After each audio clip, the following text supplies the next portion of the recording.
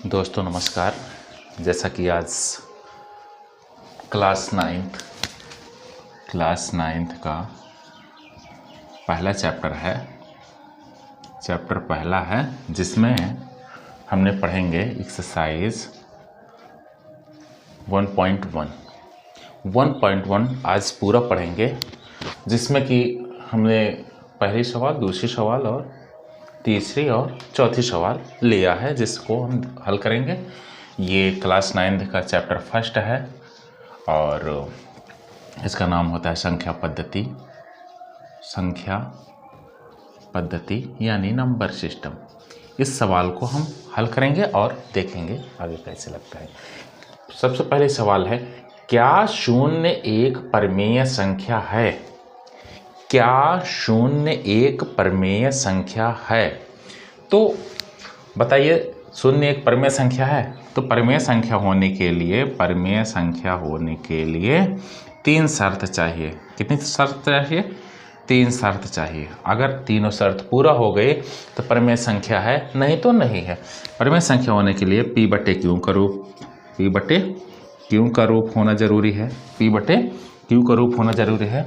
P और Q दोनों पूर्णांक हों। P और Q दोनों पूर्णांक हों। क्या हों? दोनों पूर्णांक हों। और Q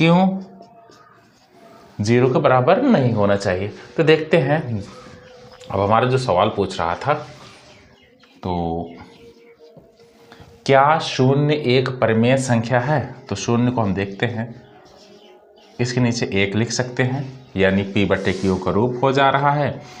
P और Q दोनों पूर्णांक हैं।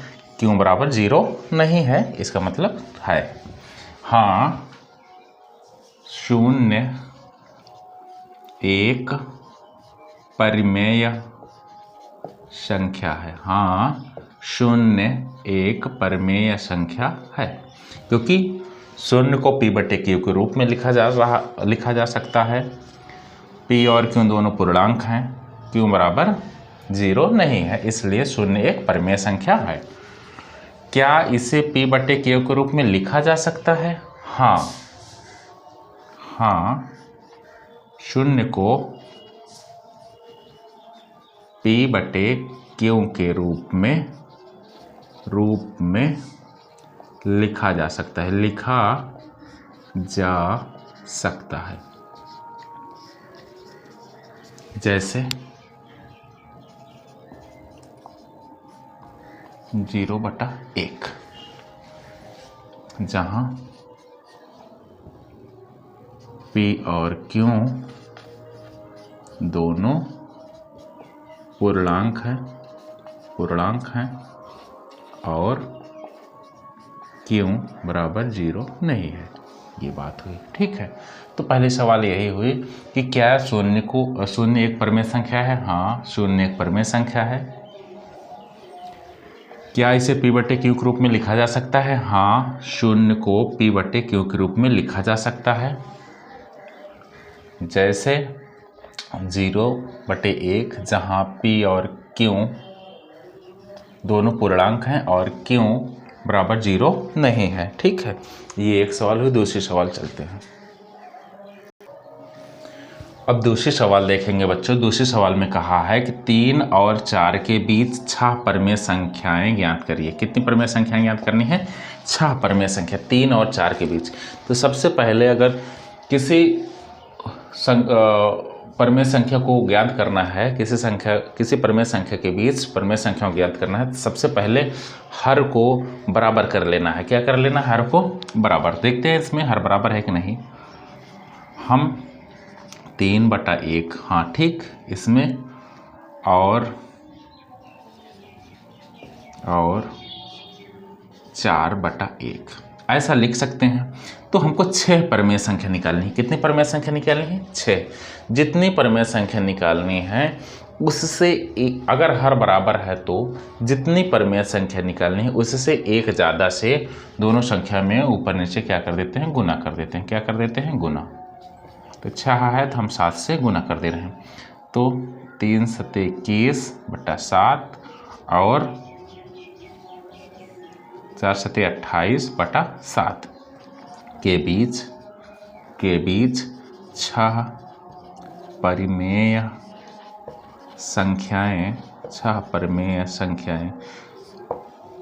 22/7, 23/7, 24/7, 25/7, 26/7 और 27/7। देखिए 6 परिमेय संख्याएं हो गई हैं। तो सबसे पहले अगर परिमेय संख्या हमको बीच की परिमेय संख्या निकालनी है तो पहले सबसे पहले हर बराबर करेंगे। क्या करेंगे? हर बराबर करेंगे। इसमें तो हर बराबर था, इसको हमने हल कर लिया। अब देखते हैं तीसरे सवाल में क्या है।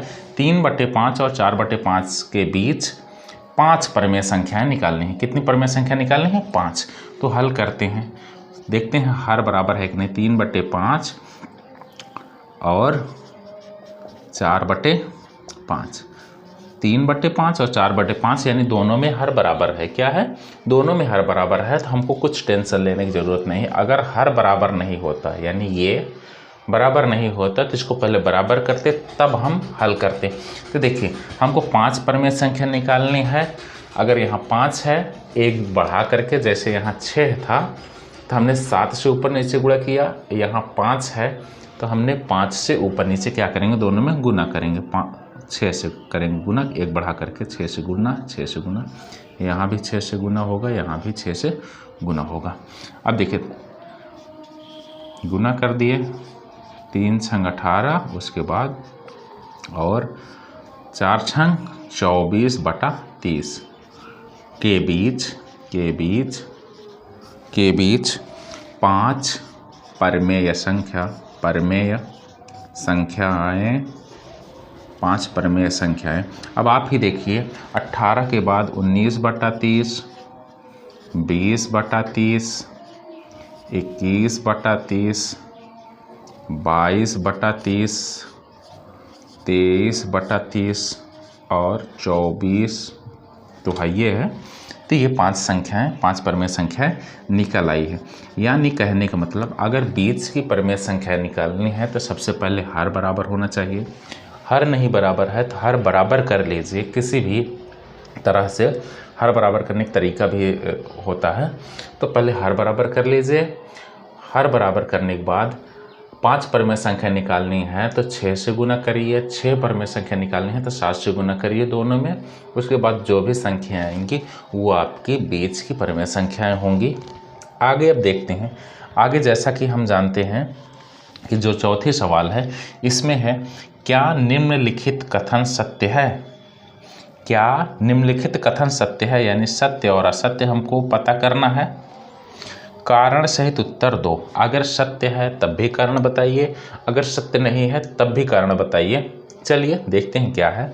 ये चौथी सवाल है। पहली सवाल हो गई ये, दूसरी ये, तीसरी यहाँ है, चौथी सवाल यहाँ है। तो आइए, प्रत्येक प्राकृतिक संख्या एक पूर्ण संख्या होती है। यानी हर एक प्राकृतिक संख्या 1 से 1, 2, 3, 4 ऐसा कुछ होता है। यानी ये सभी संख्याएं पूर्ण संख्याएं हैं। तो पूर्ण संख्याएं हैं क्योंकि पूर्ण संख्या 0 से लेकर के 1, 2, 3, 4, 5, 6 आगे तक बढ़ती जाती है। तो हाँ, तो यहाँ लिखना पड़ेगा हाँ, यानी ये सत्य है। क्या है? सत्य। तो इसका कारण है निम्नलिखित में कौन सा कथन सत्य है? तो ये सत्य है। कारण है प्रत्येक प्राकृतिक संख्या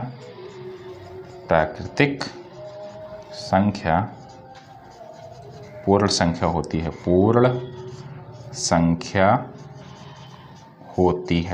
प्रत्येक प्राकृतिक संख्या पूर्ण संख्या होती है। ये इतनी बात हो गई। दूसरा सवाल क्या है? प्रत्येक पूर्णांक एक पूर्ण संख्या होती है। यानी हर एक पूर्णांक पूर्ण संख्या होगी। पूर्ण संख्या तो 0 है, 1 है, 2 है, 3 है, 4 है, यानी तो ये पूर्ण संख्या हो गई। तो कह रहा है प्रत्येक पूर्णांक तो ऋणात्मक भी होता है। पूर्णांक तो ऋणात्मक भी होता है। तो क्या ऋणात्मक संख्या पूर्ण संख्याएं होती हैं? तो नहीं, यानी ये असत्य है। क्या है ये असत्य है। असत्य है। कारण में लिखेंगे, कारण में लिखा जाएगा क्योंकि ऋणात्मक संख्याएं पूर्ण संख्याएं नहीं हो सकती, क्योंकि ऋणात्मक संख्याएं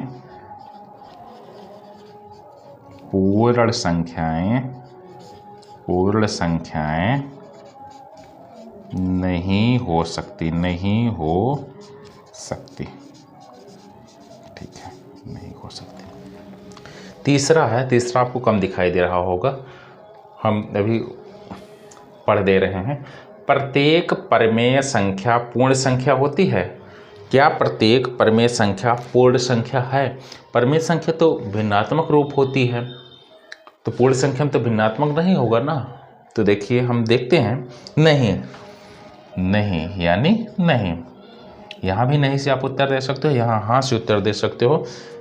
तो प्रत्येक परमेय संख्या पूर्ण संख्या। अच्छा ये बताओ, ये परमेय संख्या ये पूर्ण संख्या है? ये तो नहीं है। ठीक, ये बताओ, ये परमेय संख्या पूर्ण संख्या है? नहीं है। तो इसलिए अभी देंगे हम, तो प्रत्येक परमेय संख्या पूर्ण संख्या नहीं होती है। प्रत्येक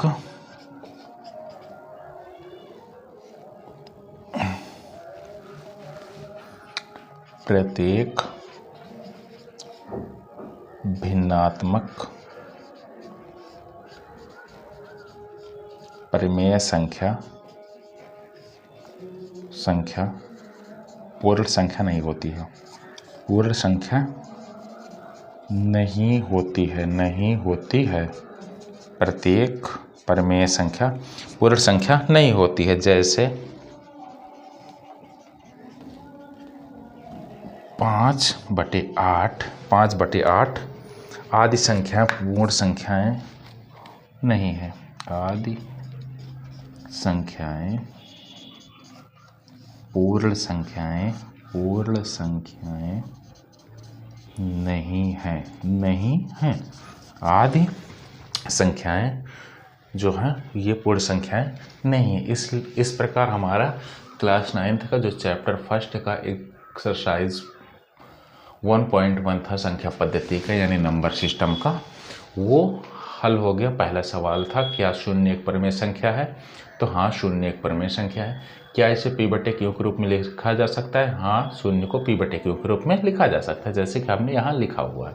दूसरी सवाल थी 3 और 4 के बीच 6 परमेय संख्याएं ज्ञात करिए। तो जितनी परमेय संख्या निकालनी होती है उससे एक ज़्यादा से हम ऊपर नीचे क्या कर देते हैं, गुना कर देते हैं। अगर हर बराबर है तो देखिए यहाँ इसका हर बराबर था, यहाँ इसका हर बराबर था। अगर ऐसा कुछ है तो हम जितनी संख्या पूछी है उससे एक ज़्यादा से ऊपर नीचे गुना कर देते हैं। तो जैसे 6 परमेय संख्या पूछी थी तो हमने 7 से यहाँ गुना किया, 7 से यहाँ गुना किया, 7 से यहाँ गुना किया, 7 से यहाँ गुना किया, 7 × 21 बन गया, 7 × 7, 7 × 28 बन गया। 7 × 7 के बीच 6 परमेय संख्या 22/7, 23/7, 24/7, 25/7, 26/7 और 27/7। तीसरी सवाल थी 3/5 और 4/5 के बीच 5 परमेय संख्या। कितनी परमेय संख्या? 5 परमेय संख्या। अब देखिए अगर हर बराबर है, हर यहाँ भी 5 था, यहाँ भी 5 था, अगर हर बराबर है तो जितनी परमेय संख्या निकालनी है उससे एक ज़्यादा से ऊपर नीचे क्या कर देना है, गुना कर देना है। 6 से यहाँ गुना किया, 6 से यहाँ गुना किया, 6 से यहाँ गुना किया, 6 से यहाँ गुना किए। तो 6 और 3 का जब गुना करेंगे तो 18 आएगा, 5 और 6 को गुना करेंगे 30 आएगा, 4 और 6 को गुना करेंगे 24 आएगा, 30 आएगा, के बीच 5 परमेय संख्या। तो 18 के बाद 19/30, 20/30, 21/30, 22/30 और 23/30, ये सब 5 परमेय संख्याएं हैं। चौथी सवाल आपसे पूछा था क्या निम्नलिखित कथन सत्य हैं? कारण सहित उत्तर दीजिए। तो प्रत्येक प्राकृतिक संख्या एक पूर्ण संख्या होती है। हाँ, प्रत्येक प्राकृतिक संख्या जो होती है, प्राकृतिक संख्या यानी 1, 2, 3, 4, 5, ये सब तो पूर्ण संख्या भी कही जाती हैं, इसलिए ये कथन सही है। प्रत्येक पूर्णांक एक पूर्ण संख्या होती है? नहीं, हर एक पूर्णांक यानी ये तो पूर्ण संख्याएं हैं, लेकिन ये वाला पूर्णांक माइनस वाला यानी ऋणात्मक वाला पूर्णांक पूर्ण संख्या नहीं होती है। पूर्णांक कैसे बनता है? पूर्णांक बनता है माइनस वाली संख्या से प्लस वाली संख्या तो उससे पूर्णांक बनता है। तो माइनस वाली यानी ऋणात्मक वाली संख्याएं पूर्ण संख्याएं नहीं होती हैं। तीसरा है प्रत्येक परिमेय संख्या एक पूर्ण संख्या होती है। तो प्रत्येक परिमेय संख्या एक पूर्ण संख्या नहीं होती, क्योंकि 5/8 एक परिमेय संख्या, ये तो पूर्ण संख्या नहीं है। 7/4 एक परिमेय संख्या, यह तो पूर्ण संख्या नहीं है। ऐसे ही बहुत सारी परिमेय संख्याएं हैं जो कि पूर्ण संख्याएं नहीं है। इस प्रकार ये पूरा सवाल हल होता है। आगे वाली वीडियो में कल देखिएगा। ठीक है, धन्यवाद।